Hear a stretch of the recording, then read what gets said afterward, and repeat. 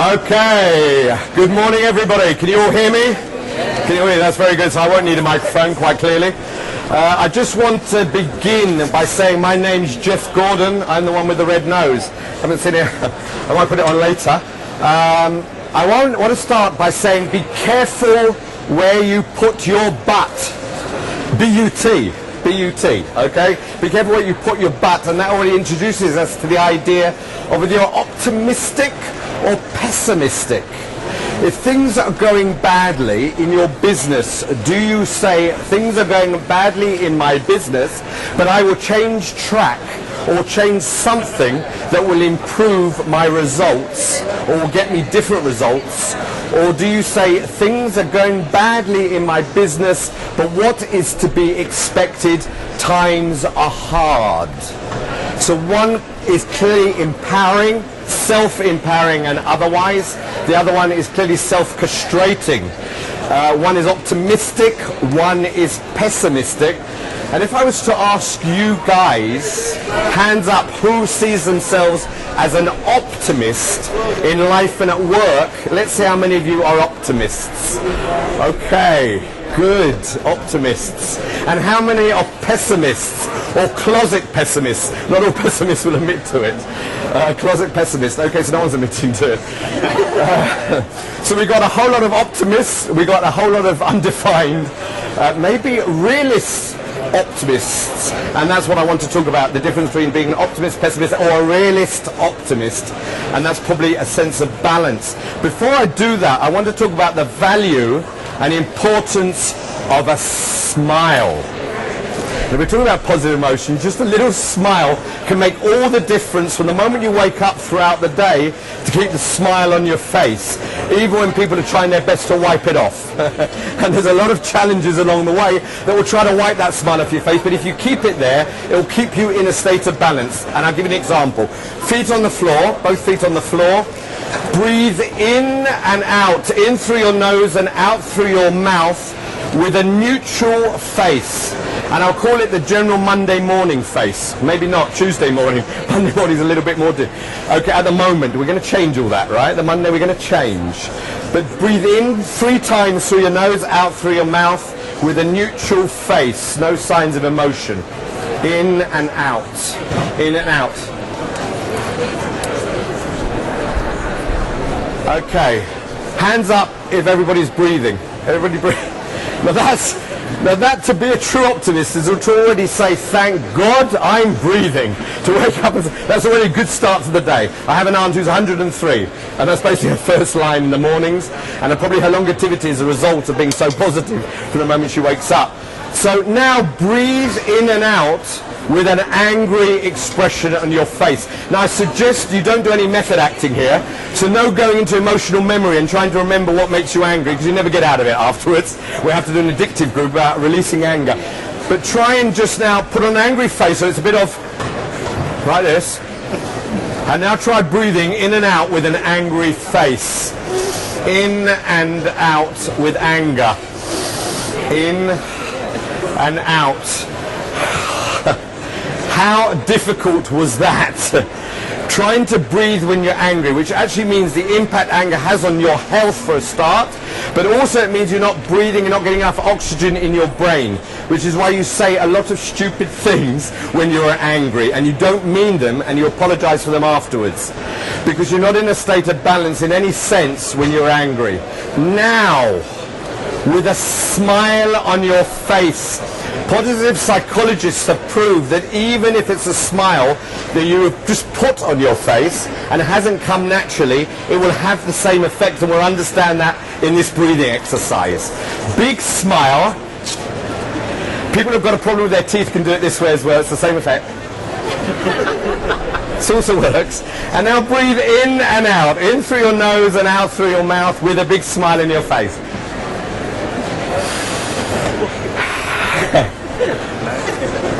Okay, more valuable than that, with that big smile in your face, turn to the next person, the person next to you, and just smile at them with that smile. Okay, that already creates laughter. Because if you think they look stupid with that silly smile on their faces, you look the same because you're doing exactly that. The fact is we don't like to look stupid, so we're very much worried about our sense of decorum, and we don't smile too much, we don't laugh too much because it's not the done thing. But in fact we already see the effect of smiling has on our breathing, and that's not even naturally smiling, that's putting on a smile. And if we put on the smile enough, it will eventually become something that will become natural and will have the impact that it does have. Just a smile. There's a whole TED talk, about 3/4 of an hour worth watching, of Ron Gutman talking about the power and the power of the smile. So it's a very easy thing to do. Everybody can do it, except there is a category of people, and they're very few in the world, that have a face that is stuck in one particular emotion, which is great for poker playing, but it's actually no good in terms of increasing smiling or happiness. But nobody here's got that, so we're fine. Smiling's brilliant. Okay, so just remember that when we carry on. Is being optimistic looking at the glass half empty or half full? And full, F-A-L-L, although full, F-O-O-L, is a good way of looking at it. Is it half empty or half full? Now, obviously, because I'm asking that question, it's making you rethink about what you understand to be optimism in terms of the glass, half, what do you reckon? Full, why would you say full?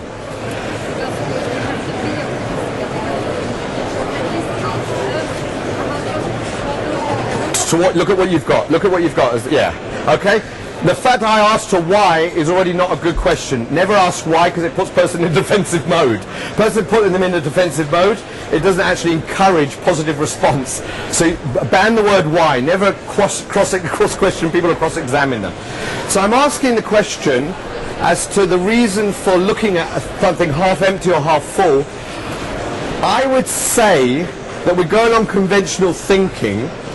Optimists are people that look at the glass half full. Pessimists half empty. Realist optimists, or realistic optimism, is saying thank God there is a glass at all. And that is realistic optimism. So there's something where we look at optimists and we sometimes say, I'd love to be like this guy, but that's a bit over the top. It's a bit much. Looking at everything with rose-tinted glasses. At the end of the day, he's not even looking at reality as it is. Pessimists, in fact, optimists are often accused of being totally unrealistic in expectations and the way they look at things and their perspectives. Pessimists, on the other hand, always look at the downside. Doesn't matter what you say to them, they always find reasons to destroy any positivity that you've got. And it's actually quite disheartening. You've got a wonderful idea and someone's always going to find a reason, if they're a pessimist, to find all the downsides and all the reasons not to do it. Not good for innovation and not good for creativity. Pessimists tend to get stuck in their own way of thinking and can't move beyond that. So it's a pessimist on one hand, optimist on the other hand, and somewhere in the middle is the realistic optimists who recognize that reality is as it is. There are certain things they can change, certain things they can't change, and they will go for the things they can change and change them for their positive interests. The interests of themselves, the interests of their company and organization. The things they know they can't change, they won't go near. So this is the difference. Now I want to look at those three as characters. And if you take away something here, you can also take away a method, which I call the personification of an idea of a concept. So create a living character, a living embodiment of the particular idea. So I want a volunteer for this. Can I have a look at hands for volunteers? A well volunteered, that was fantastic. Thank you very much. Yes? Yeah. Brilliantly volunteered. I love it when you say volunteer, everybody starts going, checking, yeah. Look at everybody else, you know, hopefully. So can we sit you here? Okay. This is our optimist at the moment. Okay, this is our optimist. I want to ask you, if we're going to build a character out of the optimist, what gender are we going to give the optimist? Is an optimist more female or more male? Is this Mr. or Mrs. Optimist? And actually could be quite interesting to understand whether women are more optimistic than men or the other way round. I don't actually know. Thinking about it, I'm going to see if there's any research on that. Don't know whether it's gender based. But are we going to make a Mrs. or Mr. Optimist? What do you reckon? Mrs. Optimist. Mrs. for sure. For sure. For sure. Mrs. Optimist. Fantastic. I love it. Love it. Okay. You're Mrs. Optimist now. Okay? You're Mrs. Optimist. Mrs. Optimist, can I just have you standing up for a second? How does Mrs. Optimist walk through her day? Okay? How does she walk? How does she bear herself physically? If we were to see the way Mrs. Optimist walks, she has her own particular pattern, her own particular rhythm. How would you say Optimism goes? Yeah. How's Mrs. Optimism? Looking straight ahead. Looking straight ahead. Not marching a bit. Guys, not marching. Not marching. None of that. None of that. So your hands sort of relaxed, okay? A flow about you, a flow. The rhythm, is the rhythm fast, slow? Slow, but not too slow. Not too slow. It's quite interesting actually how rhythm can affect the whole state of being. If we increase our rhythm, actually, it does increase our sense of joy. If we do it too much, people start asking questions and want to institutionalize you. There is actually a problem of linking happiness with madness. So if I come in the morning and go, good morning everybody, has he taken something? Has he taken something or has he not taken something to balance the state of mania? So can I just see you walk over to there and back again as Mrs. Optimist? There we go, here we go. What do you reckon? Mrs. Optimist? There we go, Mrs. Optimist. Fantastic. Ah, yeah, you're made for the stage. You're made for the stage. Okay, a big smile on the face, I think that's important. And the eye contact. And the eye contact, I think, goes together. And emotionally wise, Optimism would have a lot of happiness. Yeah, would be a happy type person. And I think the value of looking at people in the eye, a sense of confidence as well. Something about optimists, they tend to be bouncy, confident, and out there a little bit more. Maybe even it's suggested that optimists tend to be more extrovert than pessimists. So it's almost they're a little bit more colourful in a sense. So can you sit down there, Mrs. Optimist? And I want another volunteer. Thank you very much. Well volunteered. Absolutely fantastic. Yeah, absolutely. Absolutely. I don't wait for volunteers anymore. I thought I put my hand. Yeah. It's just a politeness. You say, can I have volunteers? No one volunteers. You just choose someone. So this is Mr. or Mrs. Pessimist. What do you reckon, gender-wise? It was going to be Mr. You reckon? It's Mr. Pessimist. We got Mr. Pessimist. Yeah, you reckon? You're with him. What do you reckon, Mr. Pessimist? You're Mr. Pessimist. Okay, Mr. Pessimist. So we got Mr. Pessimist. Mr. Pessimist wakes up in the morning, and how does he act? What's his physicality? The way he walks. If we're actually discovering him on stage, how are we looking at Mr. Pessimist as opposed to Mrs. Optimist? Shoulders slumped a bit, frown, eyes down. So that's the way his world's looking at the moment. It's going down that way, right? Mrs. Optimist looking around, seeing the possibilities. Mr. Pessimist locked into himself, because when your eyes are down and you're walking this way, you're locked into your own world and don't see what's going on around you. So it's also a lack of mindfulness is also a part of that. So we got Mr. Pace, fast, slow pace, but grounded. Okay, so could you also, Mr. Pessimist now, we saw a wonderful walk from Mrs. Optimist, Mr. Pessimist, walk out there and back again as Mr. Pessimist. Yeah. You bring them in while you're there, you bring in, yeah. You bring them right there. Okay. Distinct difference embodying the two. Again, how it actually affects you physiologically, which is quite interesting because we can also play it physiologically. If we walk around long enough like this, even if we thought we were being fun and happy people, if we walk around long enough like this, we will be depressed. We will get depressed just by doing this. If we are depressed and we catch ourselves doing this, just by raising our heads, putting our shoulders back, and then increasing the pace, right? Okay? Maybe not getting too carried away. You know, we don't want to... I mean, it probably would have a good effect on you, but I don't know how your customers react if you come in. You know? Monty Python, someone mentioned, the Ministry of Silly Walks. Now, I do encourage that, but I encourage that slowly, because it's a bit threatening. You know, not every bank manager. But it's actually interesting, because everybody has their certain walk. But if we change it a little bit, it can have an amazing effect emotionally on us. So happiness and joy is about changing physiologically, and we can see how pessimist is, how optimism is. And one more volunteer, which I'll take you. That'd be fantastic. Yeah, that'll take you fantastic. One more volunteer. I take the people who are least nervous. Everybody looks nervous when I say, who's volunteering? But the person who looks least nervous, that's the one I get. So this is realistic optimism. So I put them specially, I mean, it's strategic, isn't it? Somewhere in between optimism, right? Somewhere in between optimism and pessimism. So if we were saying the statement that optimism would be saying, one repetitive statement that optimism would be saying, what would she be saying? What would Mrs. Optimism be saying in life? At work, what would Mrs. Optimism be saying? Everything is amazing. Everything is amazing. Always look on the bright side. Okay, everything's amazing. Always look on the bright side. Other things Optimism would be saying about your work. If we were looking at optimism in the workplace, what are people saying about their workplace? I could do that. I could do that. Yeah. What else? There are solutions to every problem. There's solutions to every problem.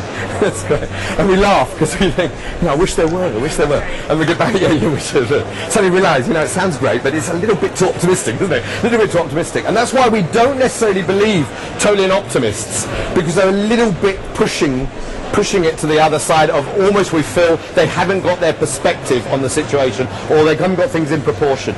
Choose one of those statements. Which one did you particularly like, Mrs. Optimist? That's a good start, isn't it? That's good. We got.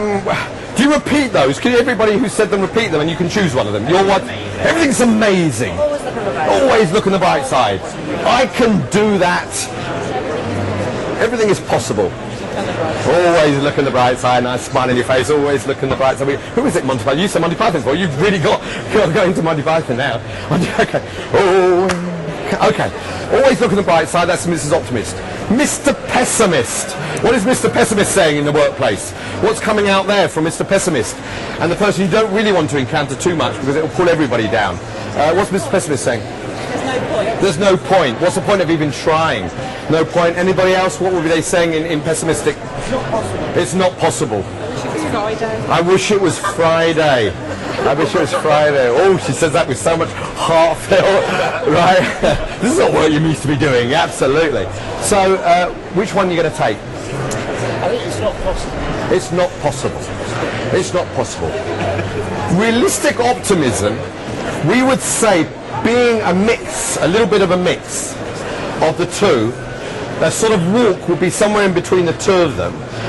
Let's see you bring out Mrs. or Mr.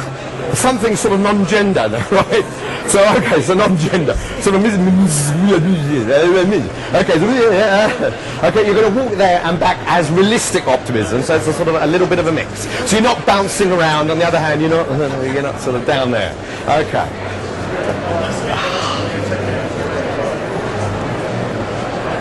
That's very good. That's right. Yeah, okay, realistic optimism. What's realistic optimism saying? And that makes the difference, or makes the distinction between optimism and pessimism. What's realistic optimism saying? Let's try. Let's try, okay? It's not going to be easy, but I'm going to do it. It's not going to be easy, but I'm going to go for it. I'm going to do it. It's not going to be easy, but I'm going to do it. Despite the reality as it appears, I'm going to try and change things. Okay. Anything else? Realistic optimism. Realistic optimism. Where there's a will, there's a way. What do you fancy? It's not going to be easy. It's not going to be easy, but I'm going to try. So can I now have you saying in a lovely voice, projecting it to the back of the room, your one statement, your key statement as Mrs. Optimist? Yeah. Always look on the bright side. Always look on the bright side. Okay. How many people buy that? Always look on the bright side. Oh, everyone's... Now that's good. We've lost most of the optimists now. Suddenly you hear it coming back. You're saying, oh, that's much too shiny, loving. In fact, it's very interesting because even the word happiness, semantic-wise, when I talk about happiness in the workplace, goes down well in America. They can buy happiness. You have to say in the UK, positive workplace culture, because that makes all the difference. But it's the same thing, bringing a lot more happiness and increasing well-being. And what's pessimist saying? Mr. Pessimist, project your voice to the back of the room. It's just not possible. It's just not possible. It's not. So we'll bring you in a second, because they're going to have a little fight. Okay, they're going to have a little fight.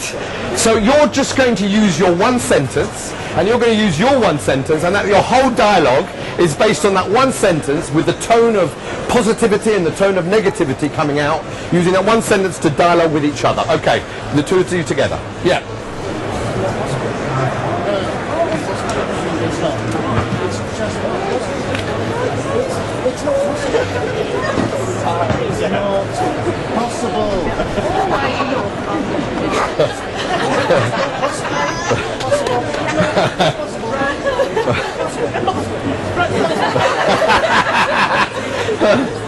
In fact, you know what? I think because because they enjoyed themselves doing that so much.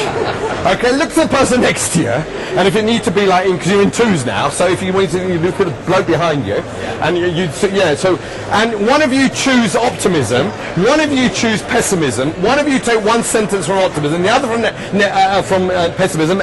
Have that argument just using the one sentence. Off you go. Off you go. Optimism, pessimism, and let's have the clash.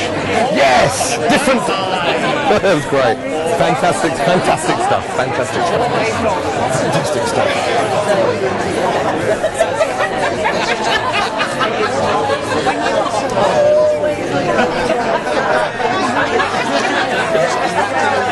I did exactly that conversation. Who won? Who won out?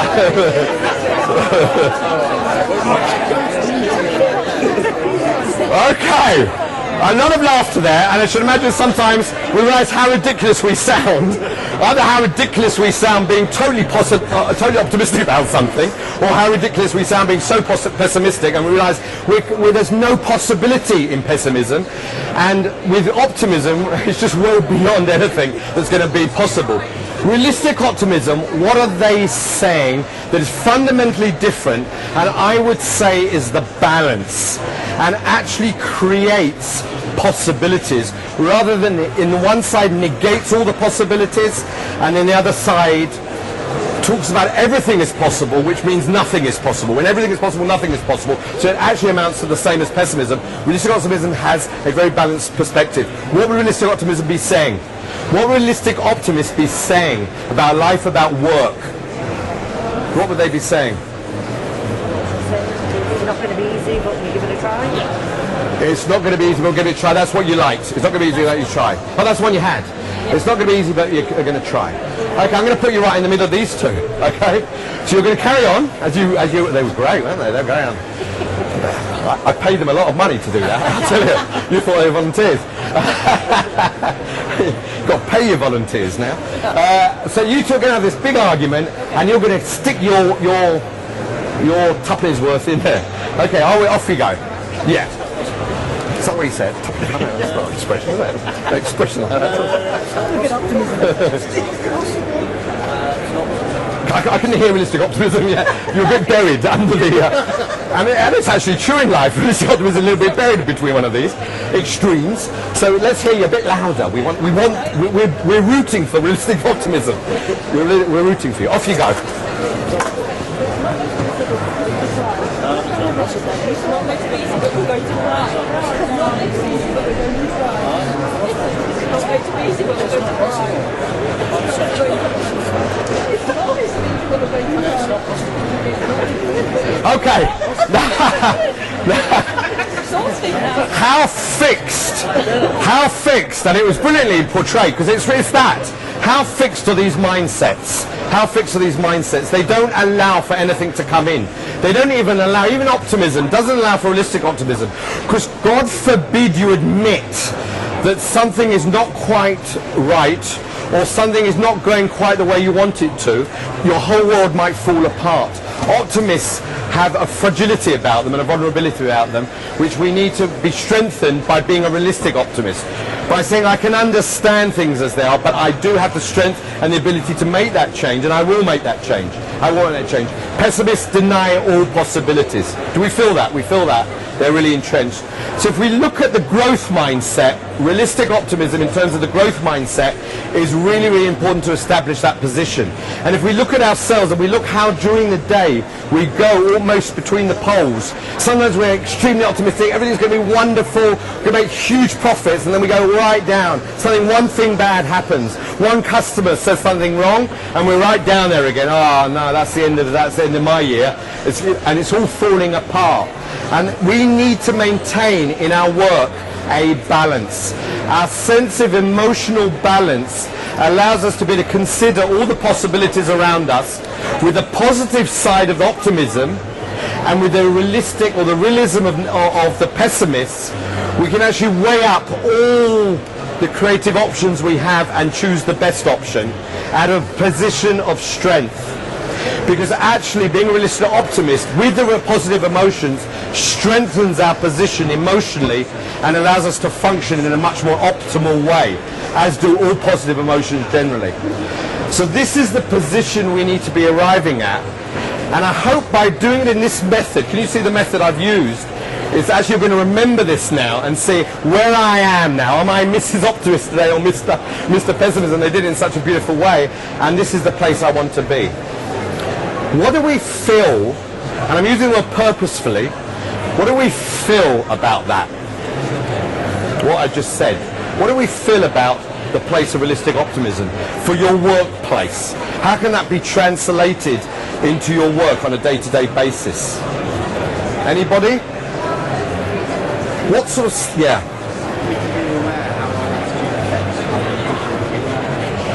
Fantastic.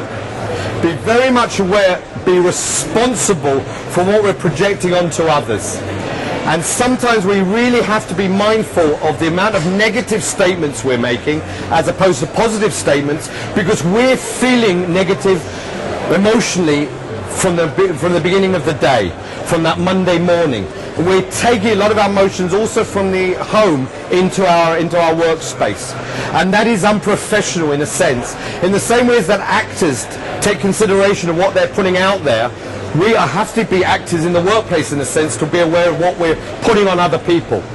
So it's best to smile at someone rather than frown at them, because it will have a fantastic effect on the colleagues and your customers. Happier employees draw in happier customers. People are attracted to happier people. They can't even reason it. Something that is totally illogical. You feel it. Don't think it, you feel it. Yeah. When you think about how we often have our hopes and strengths and strengths and hopes and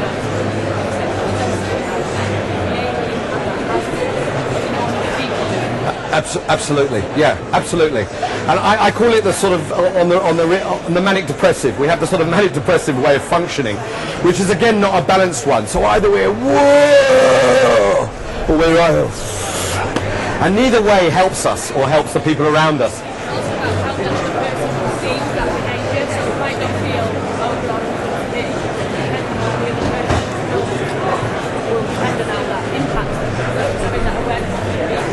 Absolutely, absolutely.